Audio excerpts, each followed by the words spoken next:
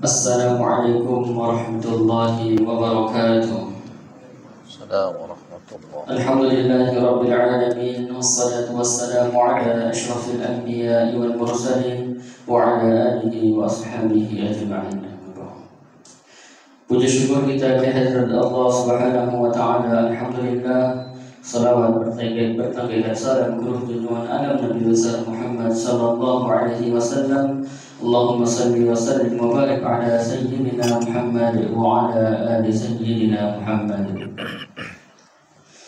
Bapak Ibu, orang-orang tua kami yang saya hormati serta ustaz yang sama-sama kita muliakan. Alhamdulillah, kita lanjutkan kembali pengajian pegangan kita Senin malam Selasa ba'da salat Isya. Dan untuk mengambil berkah pada pengajian ini, marilah sama-sama kita buka pengajian ini dengan membaca Al-Basmalah, Bismillahirrahmanirrahim, dan berikutnya kami serahkan kepada Ustaz kami persilahkan.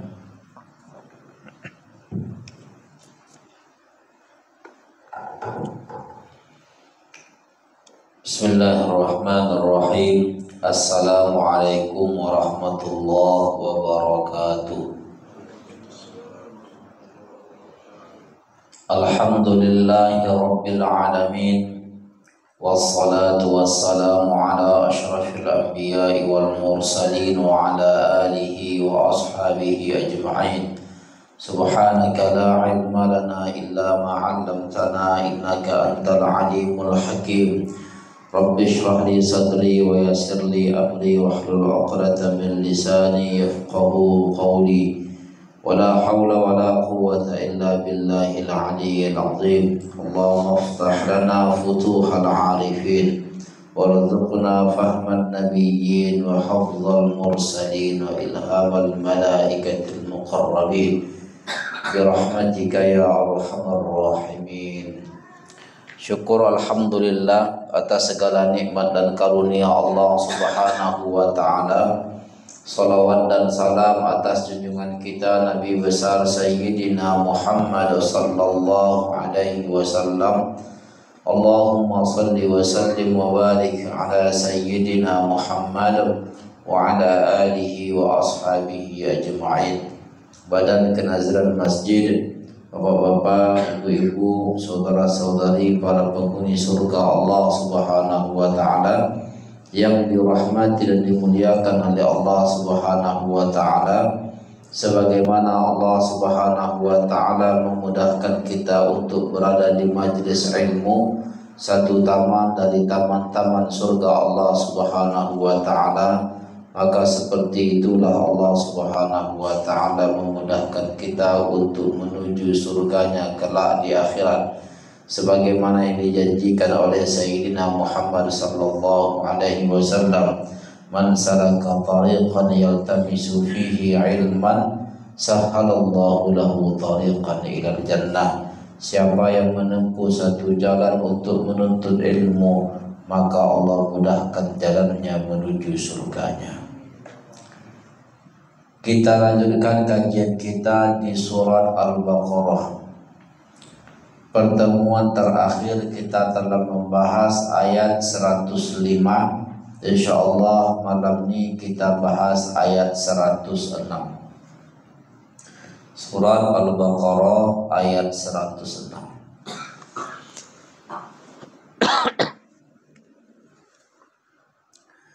Allah Subhanahu wa taala berfirman, A'udzu billahi minasyaitonir rajim. Bismillahirrahmanirrahim.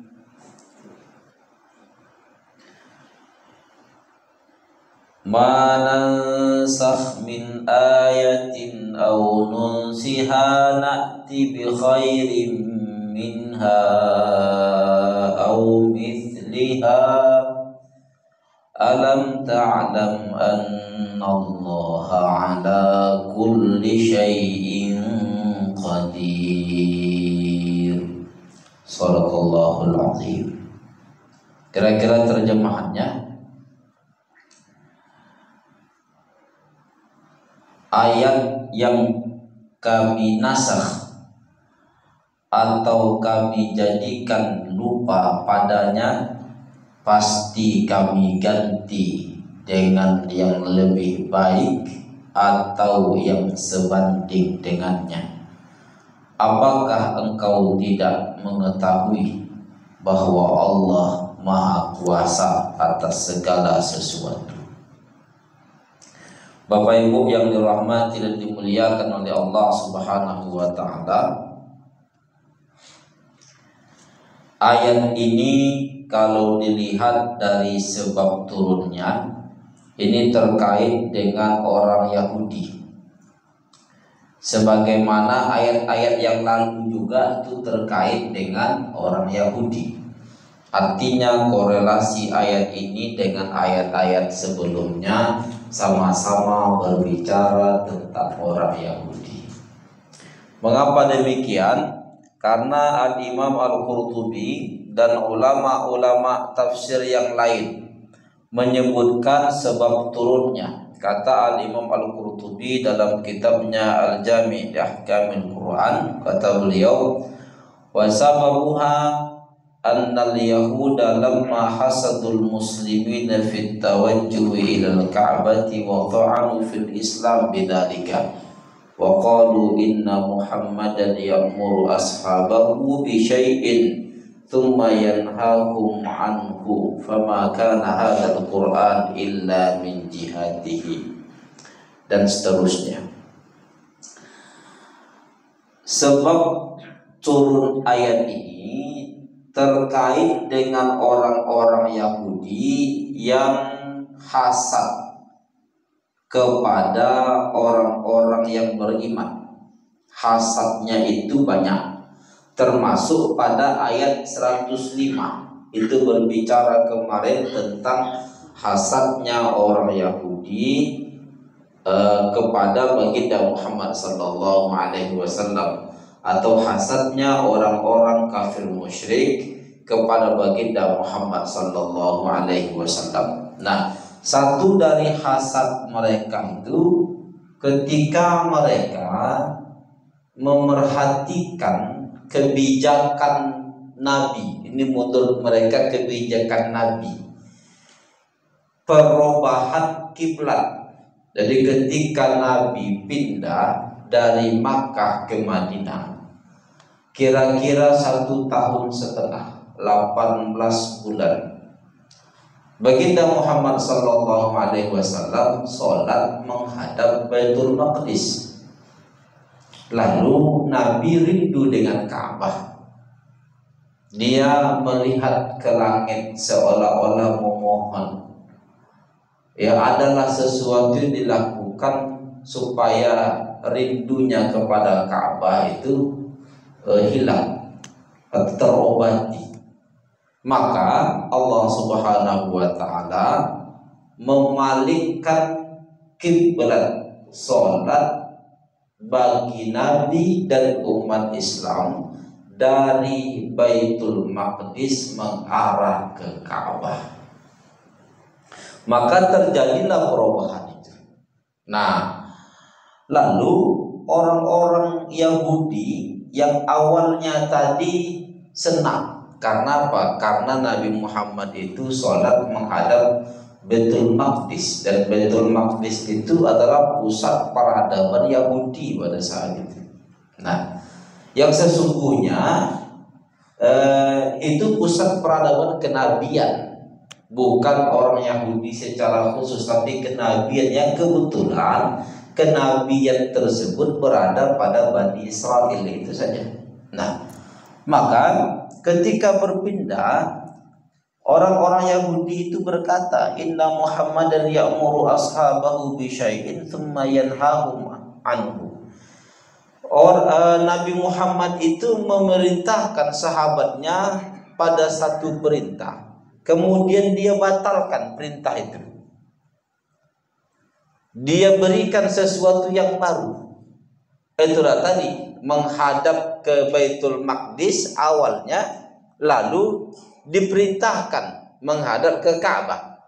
Artinya setelah turun perintah itu berarti terlaranglah sholat menghadap Baitul Maqdis.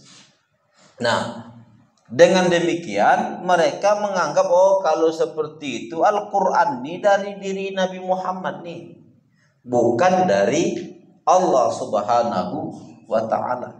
Nah, satu dengan yang lain itu saling bertentangan. Maka terkait dengan ungkapan orang Yahudi ini, kata Al-Imam Al-Qurtubi, turunlah 2 ayat. Satu surat Al-Baqarah ayat 106 yang berbicara tentang nasakh, tentang penghapusan sesuatu yang dahulu pernah ditetapkan lalu digantikan dengan yang baru. Apa kata Allah? Ma nansakh min ayatin aw nunsiha na'ti bi khairin minha aw mithliha. Taklah kami nasakh, kami hapus atau kami jadikan lupa pada Sayyidina Muhammad sallallahu alaihi wasallam akan satu ayat, maka pasti kami ganti dengan yang lebih baik atau yang sebanding dengannya. Artinya kalau kasusnya itu perpalingan kiblat, yang dahulu ke Baitul Maqdis dipalingkan ke Ka'bah, tidaklah perpindahan itu penghapusan satu kiblat, ditetapkan kiblat yang baru, kecuali di situ ada ketetapan yang lebih baik. Dan memang kalau kasusnya kiblat, Ka'bah lah yang lebih baik daripada Baitul Maqdis, walaupun kedua-duanya itu adalah tempat yang disucikan oleh umat Islam. Tetapi tidak dapat dipungkiri Ka'bah lebih baik daripada Baitul Maqdis. Nah, dan juga nanti turun juga surat An-Nahl, surat yang ke-16 ayat 101. Allah menyatakan, wa idza baddalna ayatan makana ayatin wallahu a'lamu bima yunazzil wallahu a'lamu bima yunazzilu qalu innama anta muftar bal aktsaruhum la ya'lamun, kata Allah Subhanahu wa ta'ala. Dan ketika kami tukar satu ayat di tempat ayat yang lain, dan Allah lebih mengetahui apa yang diturunkannya itu.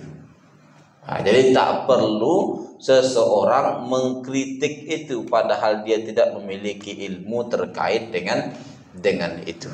Nah, jadi dari sini nanti maka para ulama kita menyatakan nasakh itu ada di dalam Al-Quran.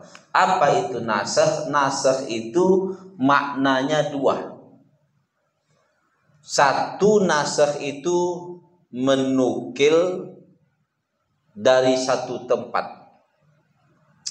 atau memindahkan dari satu tempat ke tempat yang lain. Tapi itu makna itu tidak diterapkan pada ayat ini. Nah, makna yang kedua itu dia menghilangkan sesuatu. Menghilangkan sesuatu. Itulah makna nasakh. Al-ibtal wal izalah, menghilangkan, membatalkan dan menghilangkan sesuatu. Apakah itu membatalkan atau menghilangkan sesuatu lalu diberikan gantinya atau tidak diberikan? Maka itu namanya nasakh. Nah, itu namanya nasakh. Nah, terkait dengan ayat Al-Quran, nanti ada nasikh, ada mansukh. Ada yang menghapus, ada yang dihapus. Ada yang membatalkan, ada yang dibatalkan. Biasanya yang membatalkan itu datangnya belakangan. Yang dibatalkan datangnya duluan. Apa yang dibatalkan? Yang dibatalkan itu adalah hukum yang terkandung di dalam satu ayat atau satu hadis. Jadi ada hukum yang terkandung pada satu ayat atau satu hadis, lalu muncul ayat yang lain yang terkandung pada hukum yang bertentangan dengan hukum yang sudah diturunkan, ayat yang sudah diturunkan sebelumnya. Maka yang datang kedua itu menghapus yang pertama. Yang pertama itu tak berlaku lagi. Yang kedua lah yang berlaku. Nah, atau menghapus begitu saja dengan tanpa ada gantinya. Nah, dan ini nanti akan dijelaskan terkait dengan hapus menghapus dan ganti mengganti. Ini ada 3 kategori.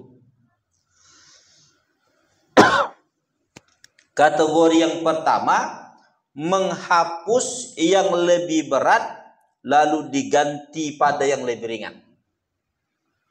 Yang lebih ringan tuh pastinya lebih baik. Nah, daripada yang lebih berat tadi. Apa diantaranya? Surat Al-Anfal, surat yang ke-8, ayat yang ke-65 itu dinasakh oleh surat Al-Anfal ayat 66. Ingat, yang dihapus itu bukan ayatnya ya. Sehingga ayatnya nanti harus tak ada di situ. Nanti kita jelaskan terkait dengan redaksi dan isi atau redaksi dan hukum yang mana yang ada di dalam Al-Quran pada bentuk penasakhannya. Nah, ini pertama kita jelaskan terlebih dahulu. Yang dinasakh itu yang lebih berat, yang menggantikan itu yang lebih ringan. Nah, contohnya tadi surat Al-Anfal ayat 65, dihapuslah apa yang ada pada ayat tersebut melalui ayat 66. Apa yang dihapus? Ayat 65 surat Al-Anfal itu berbunyi, iyyakum minkum 'ishruna sabiruna yaghlibu mi'atain wa iyyakum minkum mi'atun yaghlibu alfam minal ladzina kafaru. Kata Allah, jika ada di antara kamu 20 orang yang sabar, itu bisa mengalahkan 200 orang kafir. Atau jika ada kamu itu 100 orang yang sabar, maka bisa mengalahkan 1000 orang kafir. Itu 1:10.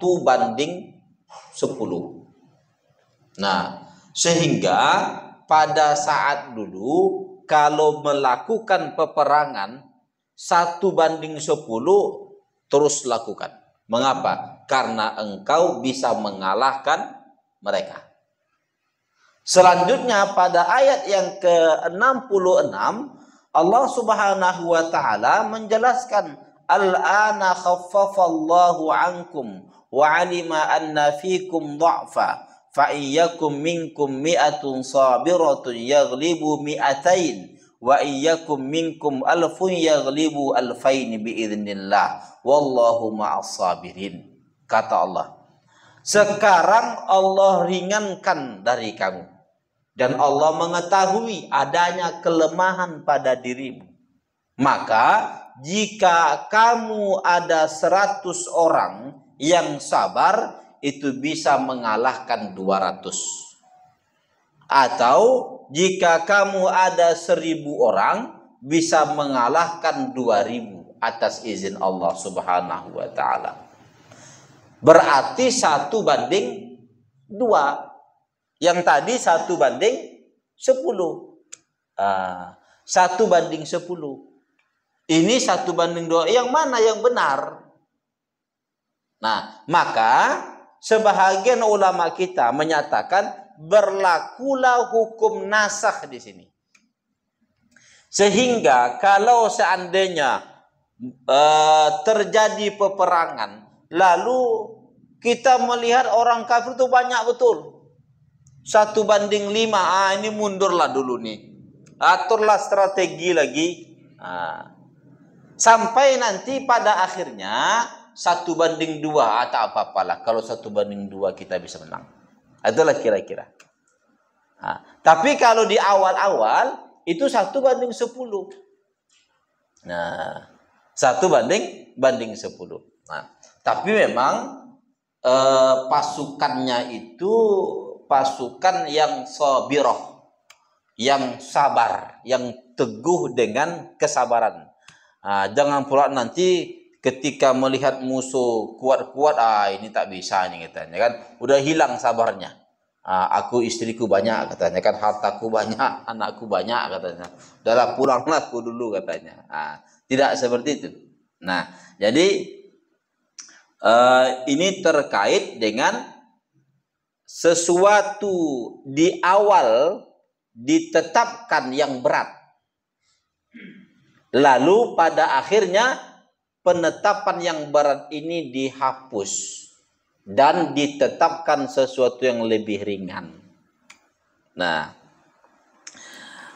atau boleh juga yang dinasakh itu sesuatu yang ringan, tapi ditetapkan sesuatu yang lebih berat. Apa contohnya?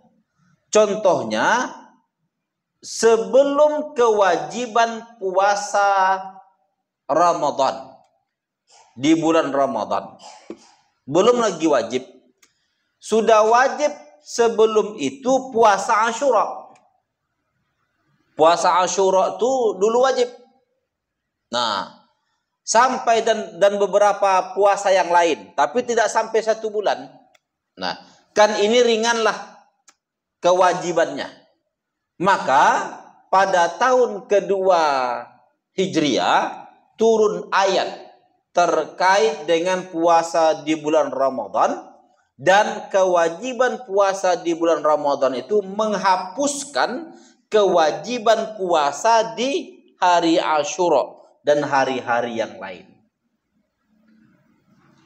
Kewajiban puasa awalnya ringan, tetapi ketika dihapus muncullah sesuatu yang lebih berat, yakni puasa Ramadan selama 1 bulan, apakah 29 hari atau 30 hari. Kalau ternyata 28, qadha 1 lagi. Karena kadang-kadang ada orang menetapkan hari puasa itu terlambat. Ketika dihitung 28 hari ya puasanya. Tapi tak bisa puasa di 29 hari karena hilal sudah muncul. Dia harus Syawal, maka haram puasa. Maka 1 lagi untuk menggenapkan 29, dia puasalah di hari yang lain, di qadha.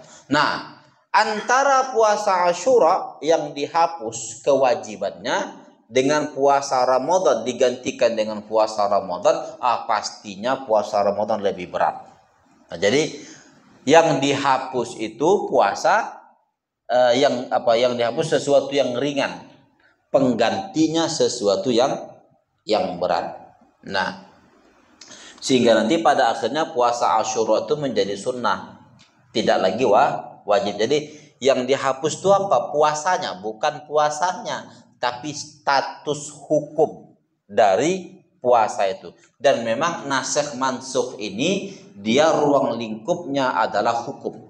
Ruang lingkupnya adalah hukum.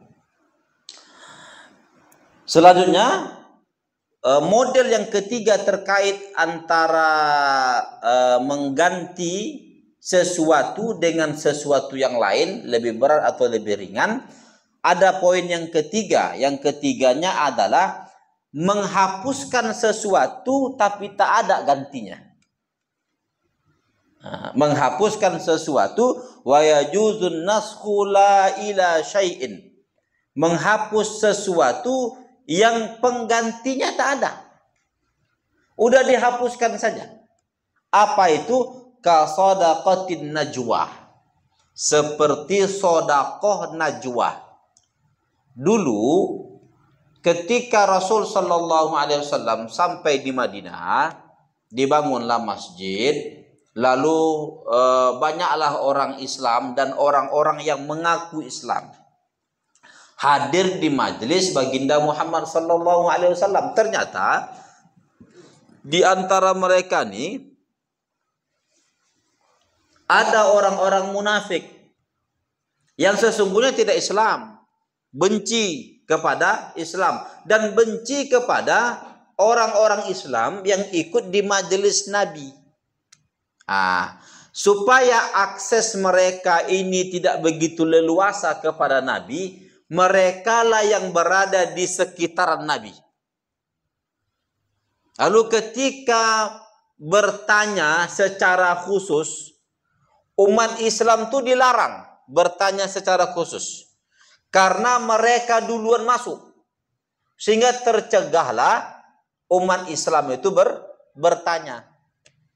Nah, supaya mereka ini terhalang, orang munafik ini terhalang, karena kan Nabi kalau menolak kan tak mungkin, karena sama-sama Islam secara zahir, walaupun Nabi tahu mereka munafik, cuman karena munafik ini urusan hati, jadi tak dinyatakan oleh Nabi. Nah, maka diwajibkanlah pada hari itu, pada saat itu, bahwa setiap orang yang bernajwa kepada Nabi, yang berkonsultasi secara pribadi kepada Nabi untuk bersodakoh, dan itu wajib hukumnya untuk bersodakoh. Mendengar berita seperti itu, maka orang-orang munafik tadi tak mau. Maka mundurlah mereka. Ketika mereka mundur, maka masuklah orang-orang yang beriman. Dan orang-orang yang beriman ini banyak yang tak mampu bayar. Karena banyak yang miskin. Nah, setelah itu dihapuskanlah kewajiban sedekah najwa ini. Nah, diwajibkanlah, dihapuskanlah kewajiban. Apa gantinya? Tak ada gantinya. Tidak ada gantinya. Jadi menghapuskan sesuatu tapi tidak ada gantinya. Dan tidak ada gantinya itu lebih baik daripada bersedekah tadi yang menghalangi orang yang beriman untuk bertanya. Nah, dan memang rata-rata orang yang beriman pada saat itu ya miskin-miskin, sehingga mereka merasa ya tak bisalah bertanya kepada Nabi ini. Mengapa? Karena tak ada duit untuk bersedekah. Walaupun nanti kalau ada orang bersedekah kepada Nabi Muhammad, itu bukan untuk Nabi Muhammad, itu untuk hidangan yang beliau hidangkan untuk ahlus sufah, orang-orang yang berada di masjid, orang-orang yang tidur di masjid itu, yang tidak ada pekerjaannya, yang makan pun nunggu Nabi makan. Ada makan Nabi, mereka makan. Nah, kalau tak ada makan Nabi, puasalah orang itu. Nah, gitulah kira-kira. Nah, ini terkait dengan menasakh sesuatu lalu diganti dengan yang lain. Apakah pengganti itu lebih berat atau lebih ringan, atau bahkan penggantinya tidak ada?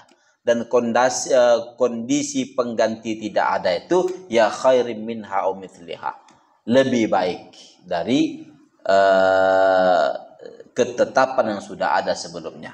Nah, Bapak Ibu yang dirahmati dan dimuliakan oleh Allah Subhanahu wa taala, terkait dengan nasakh ini, menghapus ini, kalau dikaitkan dengan Al-Qur'an, ya, kalau dikaitkan dengan Al-Qur'an, maka dia dibagi menjadi 3. Ada 3 model terkait dengan nasakh di dalam Al-Qur'an. Nah, ada yang disebut naskhul hukmi dunat tilawah, Yang dihapus itu hukumnya. Bacaannya tak dihapus. Bacaannya tetap ada. Hukum yang dikandung oleh ayat itu yang dihapus. Nah, selanjutnya model yang kedua, naskhut tilawah dunal hukmi. Yang dinasakh, yang dihapus itu bacaannya. Hukumnya masih ada, masih diterapkan. Jadi bacaannya tak ada lagi. Tetapi hukumnya masih berlangsung. Nah, dan yang ketiga, naskhut tilawah wal hukmi ma'an. Menghapus bacaan dan hukum sekaligus. Jadi dua-dua tak ada lagi. Untuk lebih memahami hal ini, maka para ulama kita memberikan contoh. Sesungguhnya nanti pembahasan ini ada di ulumul Quran atau di usul fikih. Pembahasan ini ada di ulumul Quran atau usul fikih. Nah, mengapa ada di ulumul Quran? Karena dia berbicara Al-Quran. Mengapa dia ada di usul fikih? Karena dia berbicara hukum. Karena dia berbicara hukum, maka dibahas ada di dalam ilmu usul fikih. Dan itu ilmu metodologi di dalam Islam. Tidak diajarkan secara umum, tapi diajarkan secara khusus. Nah, kita lihat yang model pertama tadi, naskhul hukmi dunat tilawah. Yang dihapus itu hukumnya, bacaannya tak dihapus. Apa? Sebagai contoh surah Al-Baqarah. Surah Al-Baqarah ayat 180. Surah Al-Baqarah ayat 180. Allah menyatakan pada surat tersebut, pada ayat tersebut, kutiba alaikum idza hadara ahadakumul mautu in taraka khairanil wasiyatu lil walidaini wal aqrabina bil ma'ruf haqqan 'alal muttaqin. Nah, ayat ini satu dari hukum yang muncul pada ayat ini adalah berwasiat kepada dua orang tua dan kerabat. Jadi seseorang tuh kalau dia merasa mau meninggal dunia buat wasiat. Nah, wasiatnya kepada siapa? Kepada al-walidaini, kepada kedua orang tua, berarti kepada ahli waris. Wal aqrabin, dan kepada kerabat, yang boleh jadi dari kerabat tadi ada yang ahli waris. Maka hukum yang ada pada ayat ini berwasiat kepada ahli waris itu dihapus. Ayatnya tak dihapus, ayatnya masih ada. Surah Al-Baqarah ayat 180. Cuman hukum yang dikandung oleh ayat tadi itu dihapus dengan sebuah hadis yang amat sangat ma'ruf, yang secara ijma' dilakukan, yang secara ijma' diberlakukan sampailah pada saat ini. Apa itu? La wasiyata liwarithin. Tidak ada wasiat terkait dengan harta untuk ahli waris. Untuk ahli waris itu tidak boleh ada wasiat yang terkait dengan harta. Jadi tak boleh seorang ayah, ya anak, nanti kalau ayah meninggal dunia, wasiat ayah, rumah ini sama kau, rumah sana sama abang kau, rumah ada sana sama kakak kau. Itulah wasiat ayah kalau dia meninggal dunia. Maka wasiat itu batal. Wasiat batal. Wasiat tidak boleh diberlangsungkan. Mengapa? Karena kata Nabi, la wasiyata liwarithin. Tidak boleh ada wasiat pada ahli waris. Mengapa? Karena ahli waris itu mendapatkan harta waris. Kecuali kalau dia berwasiat kepada yang bukan ahli waris. Siapa contohnya? Anak angkat. Anak angkatnya ini tak ada keluarganya, udah dianggaplah sebagai anak dia. Nanti kalau aku mati, anak kandungku dapat harta, dia tak dapat, kasihan. Maka ditulislah wasiat untuk anak angkatnya ini. Nanti kalau ayah meninggal dunia, anak angkat ayah itu kasih harta ini. Tapi ingat, tidak boleh lebih dari sepertiga harta. Tidak boleh lebih dari sepertiga harta. Nah, jadi ahli waris tidak boleh mendapatkan wasiat yang terkait dengan harta, ya. Wasiat terkait dengan harta. Berbeda dengan hibah, ya. Nah, berbeda dengan hibah. Kalau hibah boleh. Nah, hibah itu pemberian seseorang kepada orang lain di waktu dia hidup, dan berlangsung pemberian itu pada saat dia hidup tuh. Bedanya dengan wasiat adalah kalau wasiat pemberian seseorang kepada orang lain diberlangsungkan setelah dia mati. Itu kalau wasiat. Kalau hibah pas dia hidup tuh. Contoh, dia memiliki 4 rumah, anaknya 4 orang. Maka kata si ayah, kalian ambillah rumah itu satu-satu. Untuk kalianlah itu. Berlangsung pada saat itu. Tak menunggu mati. Ayahnya tidak mengatakan nanti kalau ayah mati, rumah itu sama kalian. Kalau kayak gitu redaksinya, maka itu wasiat. Tak boleh. Tapi kalau ayahnya mengatakan kalian ambillah rumah itu satu-satu sekarang. Nah, tidak mesti menunggu ayahnya mati. Maka itu namanya hibah. Maka rumah tadi menjadi hak milik si anak lah masing-masing. Nah, mau dirubah, mau dialihkan kepemilikannya silakan. Nah, lalu nanti waris kalau masih ada harta yang lain, itulah yang dibagi. Rumah yang 4 yang sudah dikasih tadi tak menjadi harta waris lagi. Mengapa? Karena harta waris itu dibagi setelah yang memiliki harta meninggal dunia. Ini sudah dikasihnya sebelum meninggal dunia. Itu namanya hibah. Jadi kalau hibah boleh.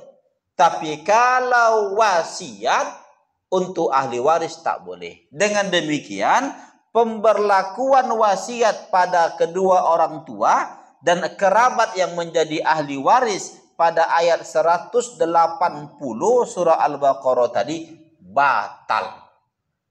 Dinasakh. Nah,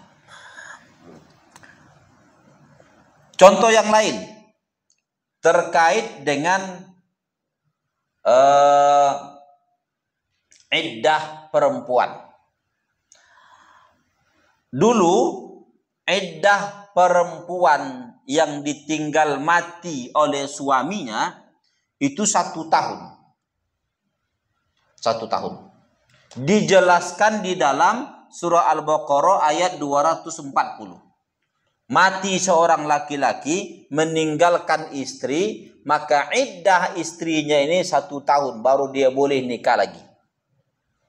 Maka pada akhirnya dihapuslah keputusan itu. Iddah yang 1 tahun tadi itu dihapus dengan surat Al-Baqarah ayat 234.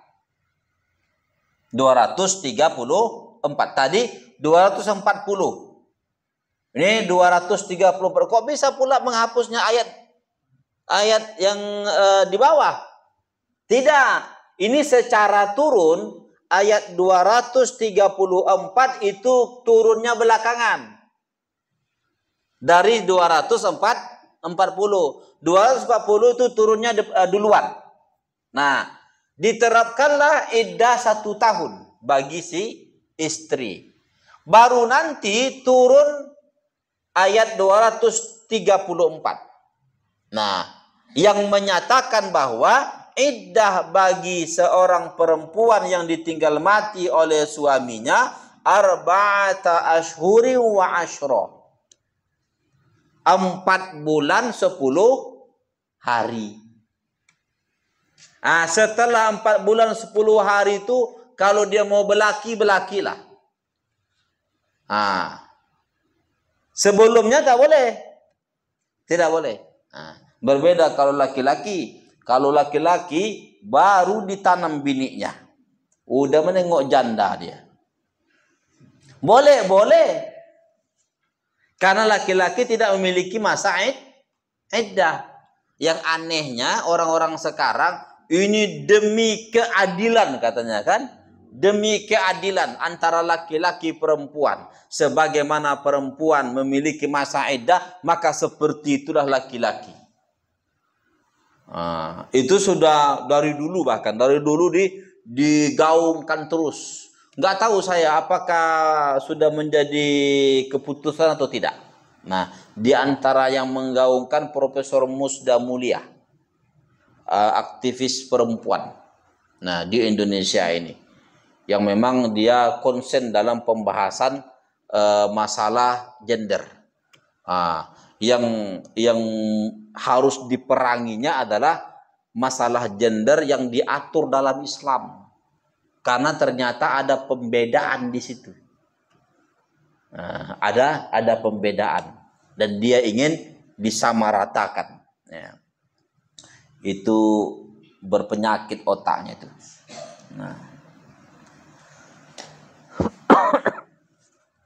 Nah, jadi ternyata di dalam Al-Quran ada nasakh. Nah, ada penghapusan hukum. Ayatnya tetap ada. Tetap dibaca. Sah dibawa di dalam sholat. Sah juga dibawa di khutbah. Sebagai rukun khutbah. Nah, mengapa? Karena ayatnya itu tak dinasakh. Yang dinasakh hukum yang dikandung oleh ayat itu. Ini model pertama di dalam Al-Quran. Selanjutnya model yang kedua. Yang dinasakh itu bacaannya. Hukumnya tidak dinasakh. Apa itu? Itulah ini contohnya. Dan contohnya sangat ma'ruf. Nah,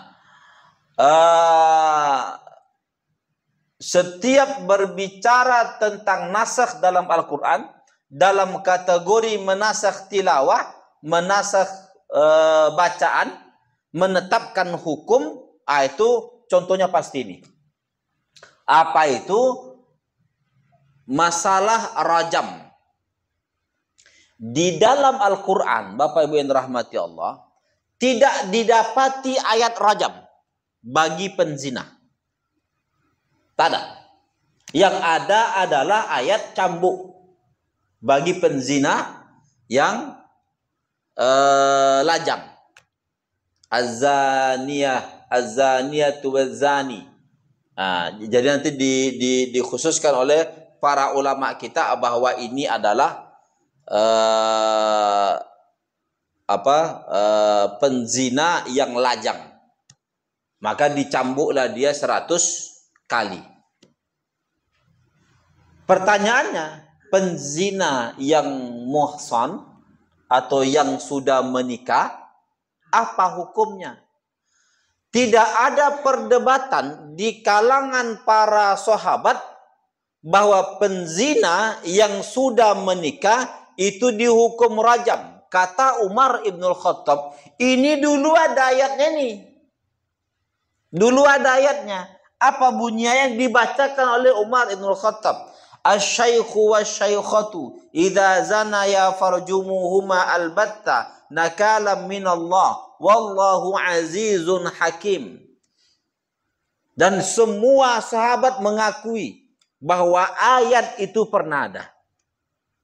Nah, seorang tua berzina, tua laki-laki dan seorang tua perempuan, apabila keduanya berzina, maka rajamlah mereka berdua sebagai balasan dari Allah. Nah, maka yang dimaksud pada ayat ini adalah orang yang sudah menikah. Orang yang sudah menikah berzina dia dengan orang lain, maka dijatuhi hukuman rajam. Ayatnya ada, ayatnya tak ada lagi. Ketika Zaid bin Sabit, panitia penulisan Al-Quran, itu menuliskan Al-Quran, maka Umar Ibnul Khattab mencari-cari ayat ini. Mengapa ayat ini tak ada lagi? Kata Zaid bin Sabit, aku tak mendengar lagi ayat itu melalui Rasul sallallahu alaihi wasallam. Jadi dilupakan dari Rasul ayat itu. Dan memang Allah sengaja melupakannya supaya ayat tersebut tidak ada lagi. Cuman hukumnya disepakati masih tetap berlangsung. Nanti akan ditanya, kira-kira apa hikmahnya? Itu menunjukkan kalian masih taat apa tidak dengan hukum ini. Walaupun ayatnya sudah dinasakh, sudah dihapus. Artinya menunjukkan ketaatan orang dalam menjalani hukumnya. Nah, jadi hukumnya ada, tapi bacaannya sudah tidak ada. Nah, ini jenis yang kedua. Jenis yang ketiga, bacaannya sudah dihapus, hukumnya pun sudah dihapus. Nah, apa ayatnya atau apa hukumnya? Ini terkait dengan hadis sahih yang diriwayatkan oleh Al-Imam Malik dalam kitabnya Al-Muwatta dan beberapa ulama hadis setelahnya. Karena Imam Malik itu generasi pertama di dalam mencatat hadis. Lebih duluan lagi daripada Imam Ahmad Ibn Hanbal. Dan beberapa ulama setelahnya nanti meriwayatkan dari Ibunda Aisyah. Nah, kata Ibunda Aisyah, kana fima anzalallahu ta'ala minal Qur'an 10 rada'atin ma'lumatin yuharrimna thumma nusikhna bi 5 ma'lumatin. Fatuwfiya Rasulullah sallallahu alaihi wasallam wa kunna mimma yuqra'u minal Qur'an. Kata beliau, dulu ada Allah turunkan dari Al-Quran, redaksinya 10 rada'atin ma'lumatin yuharrimna, 10 kali susuan. 10 kali susuan dengan kenyang, maka dia bisa menjadikan orang yang menyusu tadi haram bagi orang yang menyusui. Orang yang disusui itu haram menikahi orang yang menyusuinya. Itulah kalau istilah kita ibu susu. Nah, selanjutnya yang 10 ini dan ayatnya sekalian dihapuskan dengan 5 kali susuan. 5 kali susuan. Maka meninggallah Rasul sallallahu alaihi wasallam. Yang ternyata ayat ini tak lagi dibaca oleh Rasul. Karena Rasul di tahun terakhirnya itu 2 kali mengkhatamkan Al-Quran di hadapan malaikat Jibril. Ternyata ayat itu tak ada lagi. Itu menandakan bahwa Allah sudah menghapus, Allah sudah melupakan dari Nabi Muhammad ayat tersebut. Itu artinya bahwa Allah menasakh ayat tersebut. Nah, tapi ingat ya, ini yang menyusui bukan orang tua. Tapi anak-anak yang dia kenyang, ya, memang dia tak ada makanan lain selain nyusu itulah. Sehingga disusukan dia 5 kali susuan, maka anak yang disusukannya tadi jadi anak susuan dia. Tak boleh dia menikah dengan anak itu. Anak kandung dia tak boleh juga menikah dengan anak susuannya. Karena saudara sesusu. Kalau seandainya dia perempuan, tak boleh dinikahi oleh suaminya. Karena air susu perempuan dari lakinya. Nah, karena kalau tak ada lakinya, tak bisa perempuan itu menyusui. Tak bisa. Mengapa? Karena tidak ada bibitnya. Begitulah kira-kira. Sehingga sang laki pun kena. dan begitu juga ke ayahnya. Jadi menjadi saudara sesusuan, anak sesusuan, cucu sesusuan, begitu juga nanti yang di bawah. Jadi haram semuanya, tidak boleh menikahi. Makanya dulu orang kalau menyusui anak orang lain sudah sampai 5 kali dia tulis tuh bahwa ini anak aku. Kalau sekarang apa yang terjadi? Tak tahu lagi. Mengapa? Karena ASI sudah dijual kemana-mana. Ya kan? Sudah dijual ASI itu kemana-mana. Sehingga muncullah fatwa baru. Fatwa yang dikeluarkan oleh Syekh Yusuf Al-Qaradawi dan ulama-ulama yang lain. Yang 5 tadi menjadi anak susu kalau dia menyusui, mohon maaf, langsung dari putingnya si perempuan tadi. Kalau dia langsung, kalau dia sudah terpisah tak dihitung tuh, sudah tidak dihitung.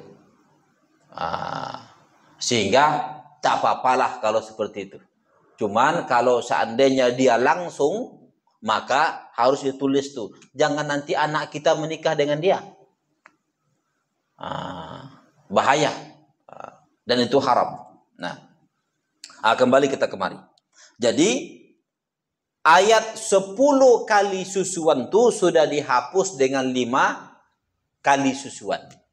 Nah, maka yang berlangsung adalah 5 susuan.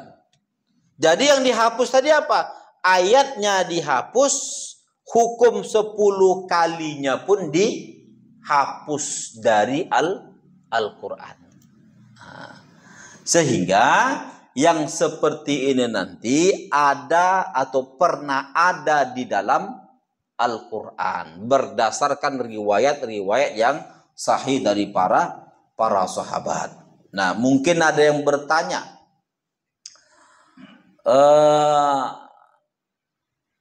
apakah ulama sepakat terkait dengan nasakh ini?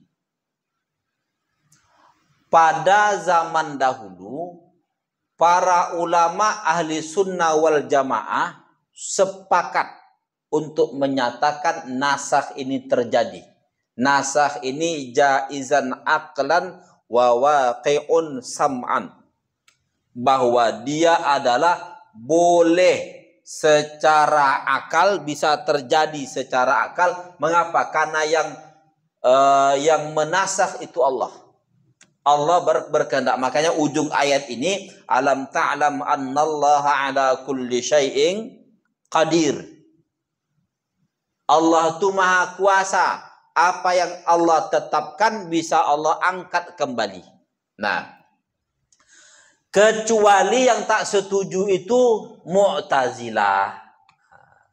Kalau pada zaman dahulu Mu'tazilah itulah yang tak setuju dengan konsep nasakh dan mansukh di dalam Al-Quran dengan berbagai alasan, dan itu tidak kita anut.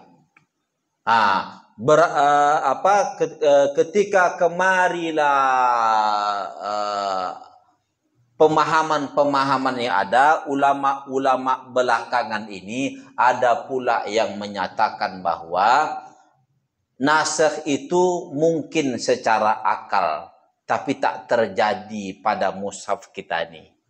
Dengan pemahaman yang lebih rinci bagi mereka. Tetapi mohon maaf, tidak bisa ditolak. Di rata-rata kitab tafsir akan menjelaskan tentang nasikh dan mansukh. Di rata-rata kitab ulumil Quran akan menjelaskan nasikh dan mansukh. Di rata-rata kitab usul fikih akan menjelaskan nasikh dan mansukh. Jadi teori ini pasti akan dipelajari. Itu menunjukkan apa? Menunjukkan bahwa memang para ulama kita itu seolah-olah bersepakat dari generasi ke generasi, nasikh dan mansukh pada hukum dan nasikh dan mansukh pada Al-Quran itu betul-betul terjadi. Seperti yang kita jelaskan tadi. Nah, nasikh dan mansukh ini sebenarnya Kalau menurut kita ya penghapusan. Tapi ingat, kalau menurut Allah itu bukan penghapusan. Menurut Allah dalam pandangan dari sisi Allah, itu nasikh dan mansukh itu berakhirnya masa pemberlakuan hukum. Jadi penetapan satu hukum masanya berakhir.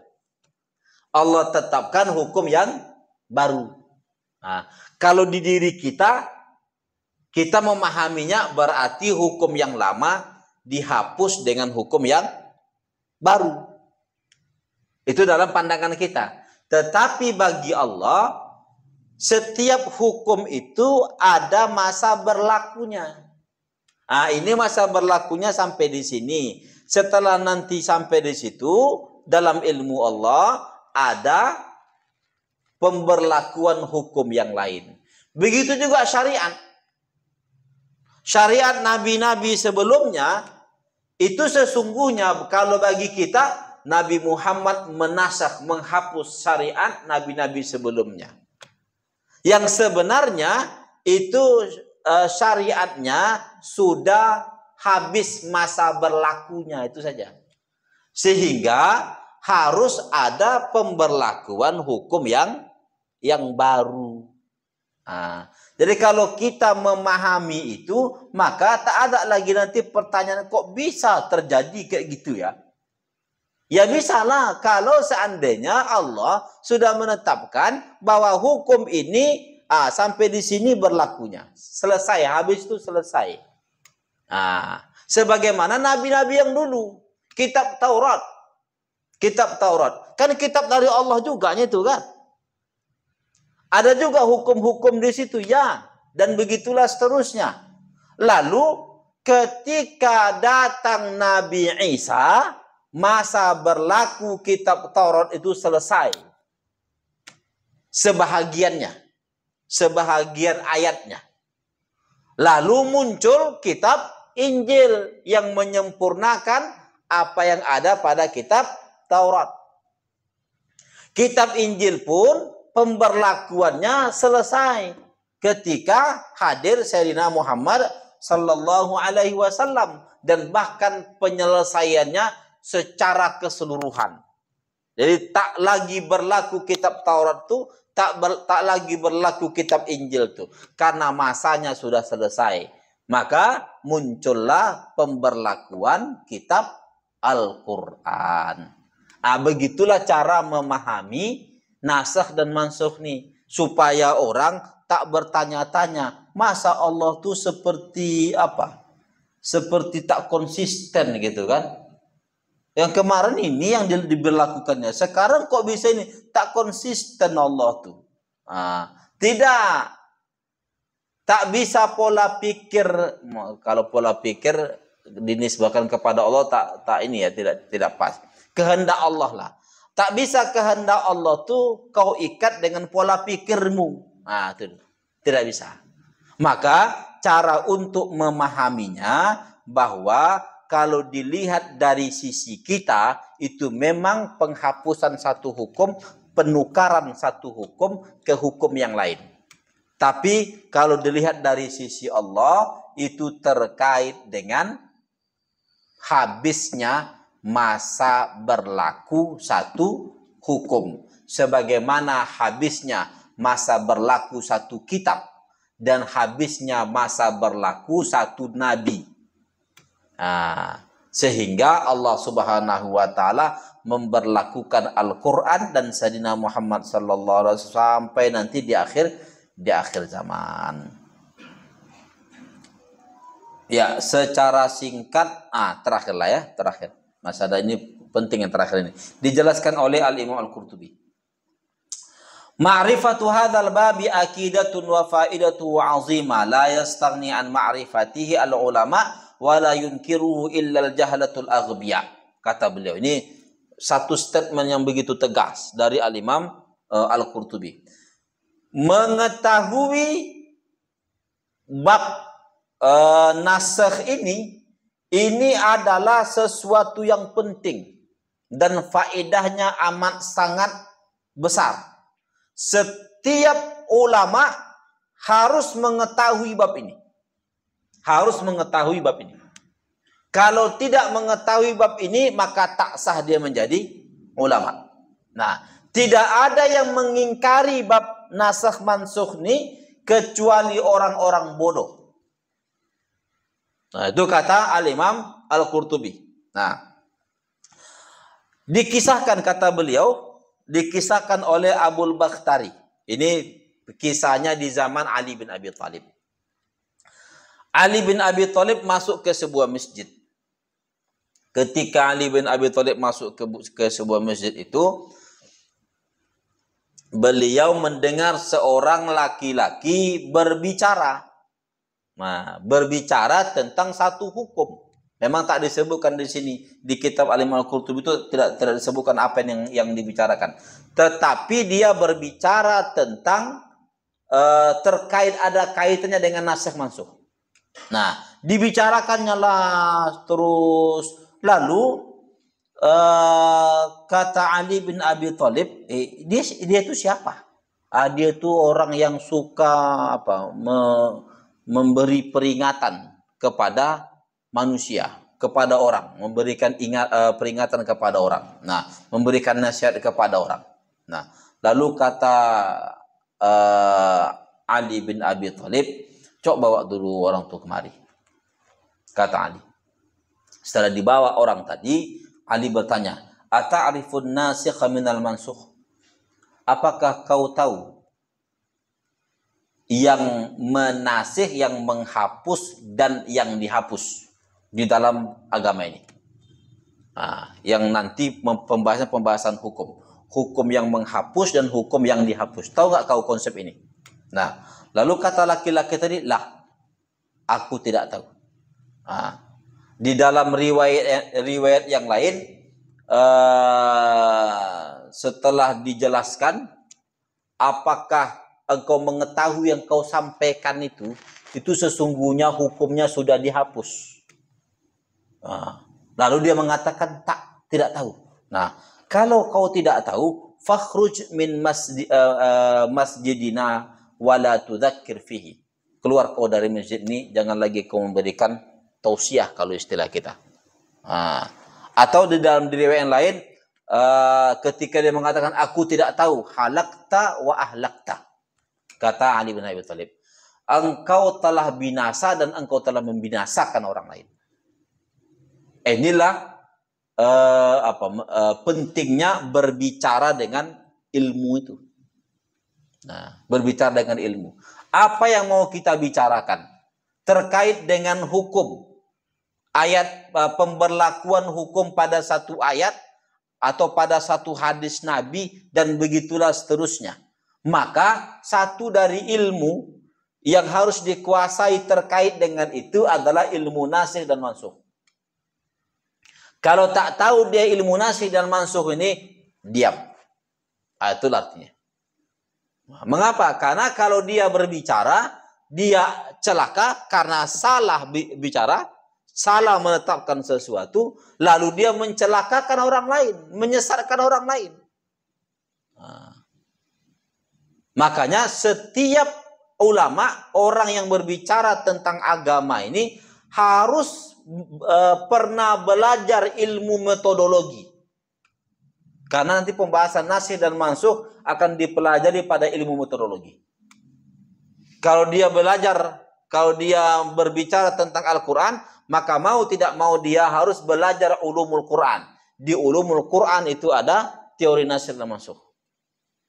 Kalau dia berbicara tentang hukum, maka dia harus belajar ilmu usul fikih. Karena di situ nanti ada pembahasan teori nasikh dan mansukh. Nah, kalau belum pernah belajar ini, lebih bagus diam.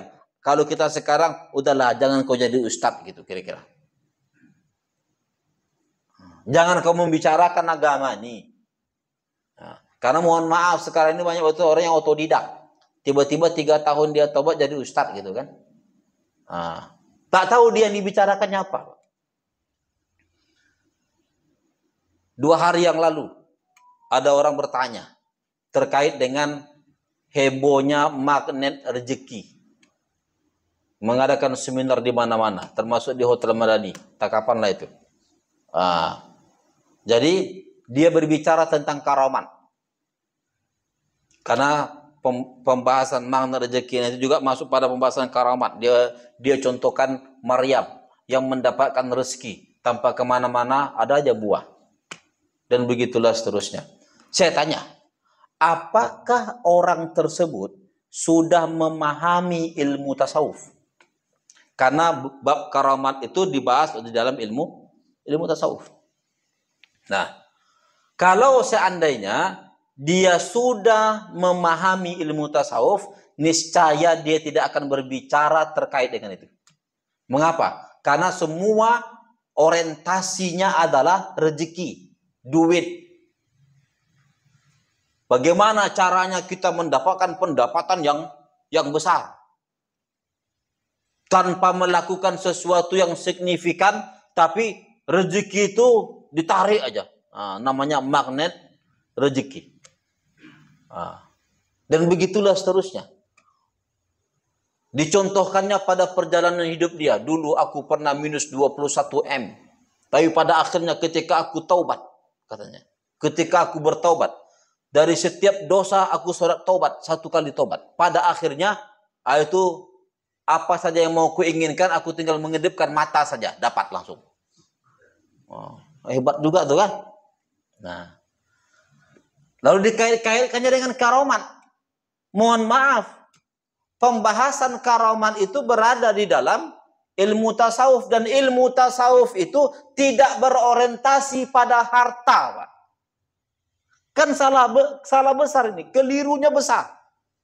Kalau engkau mau melakukan satu amal lalu mengharapkan dunia, dan dunia itu sesuatu yang dijanjikan oleh Allah melalui amal tadi, tidak ada masalah. Cuman jangan kau katakan kau telah mendapatkan kekeramatan. Seolah-olah semua dosanya sudah diampuni, sehingga dikedipkan saja matanya dapat dia. Tidak. Tidak seperti itu karamat itu. Dan pembahasan ilmu tasawuf itu menghilangkan orientasi duniawi. Kalau masih berorientasi pada dunia, itu seolah-olah bertentangan dengan tasawuf. Orang tasawuf itu paling banter nanti adalah ukhrawi, akhirat. Atau tidak dunia, tidak akhirat. Tujuannya adalah Allah Subhanahu wa ta'ala. Nah, jadi orang seperti ini menggunakan teori-teori tasawuf, tapi untuk syahwat duniawinya. Untuk keinginan-keinginan, ambisi-ambisi duniawinya. Ambisinya itu bertentangan dengan ilmu yang engkau jelaskan tadi. Jadi, saya mengatakan, dia berbicara tentang tasawuf, tentang karamat, tetapi dia tidak mengerti ilmu tasawuf. Ini bermasalah ini orang. Mohon maaf, ini orang bodoh. Tapi pengikutnya banyak, Pak. Mengapa banyak pengikutnya? Karena duit tadi. Magnet rezeki kan bisa menarik rezeki-rezeki itu. Semua orang mau gitu kan. Dengan bertobat sekali, sholat taubat sekali bisa dapat duit gitu kan. Ya orang-orang yang tidak ada kerja kan mau itu. Dan begitulah seterusnya. Artinya setiap orang yang berbicara tentang agama ini, dia harus memiliki ilmu metodologi terkait dengan apa yang mau dibicarakannya. Ilmu fikih, ilmu hukum itu ada metodologinya. Usul fikih. Ilmu tasawuf ada metodologinya.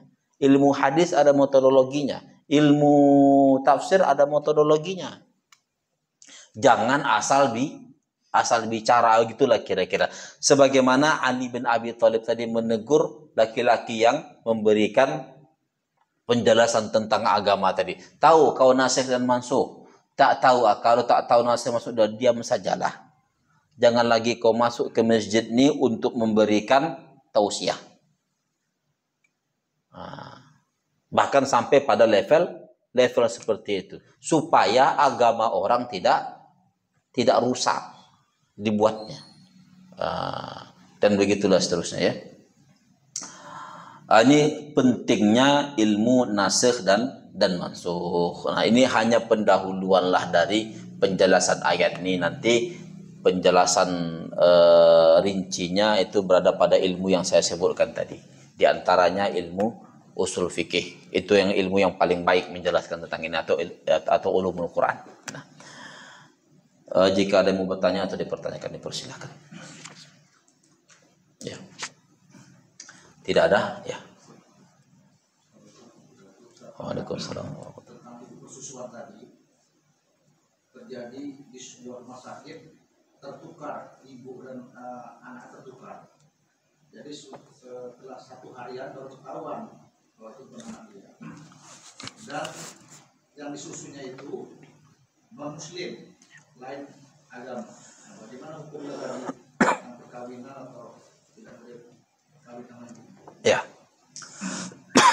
Pertama, menyusunya harus 5 kali kenyang. 5 kali kenyang. Kalau dalam 1 hari itu seperti